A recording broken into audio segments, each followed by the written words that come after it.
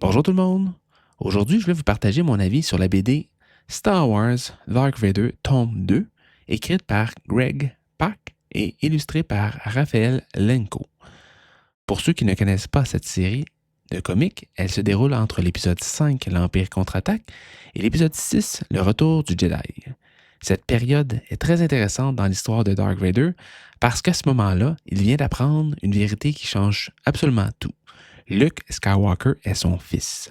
Cette révélation crée beaucoup de tensions entre Vador et l'empereur Palpatine, et c'est justement ce que cette série explore.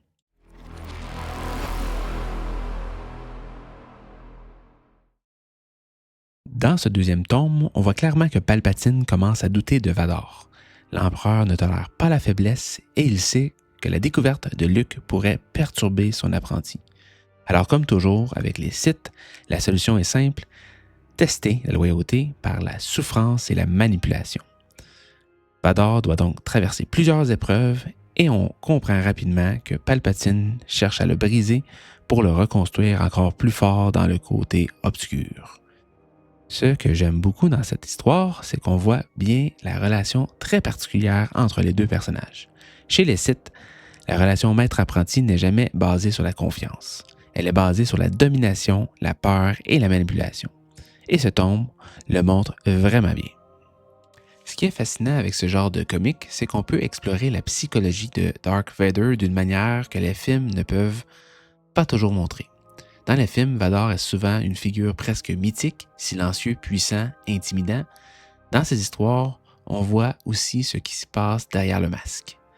Même s'il est devenu le bras droit de l'empereur, on sent encore parfois le conflit intérieur de d'Anakin Skywalker. La découverte de Luke a réveillé quelque chose en lui et Palpatine le sait. C'est pour ça que l'empereur pousse Vador toujours plus loin dans l'obscurité.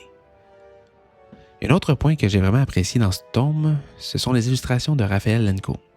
Le style très sombre, très intense, et ça correspond parfaitement à l'ambiance de l'histoire. Les scènes avec les éclairs de force de Palpatine, les moments où Vador libère toute sa puissance sont vraiment impressionnantes visuellement.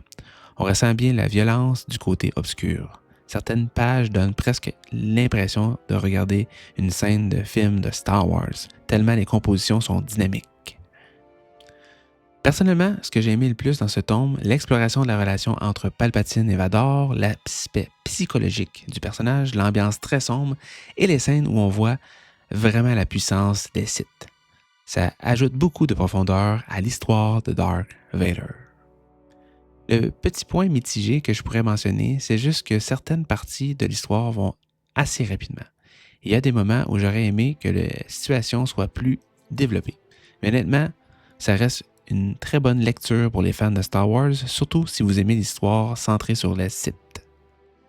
Au final, Dark Vader tome 2 est une BD que je recommande vraiment si vous aimez les histoires autour du côté obscur, le personnage de Dark Vader et les comics qui explorent le lore Star Wars. Ces BD permettent vraiment de découvrir des aspects du personnage que les films n'ont pas toujours le temps d'explorer.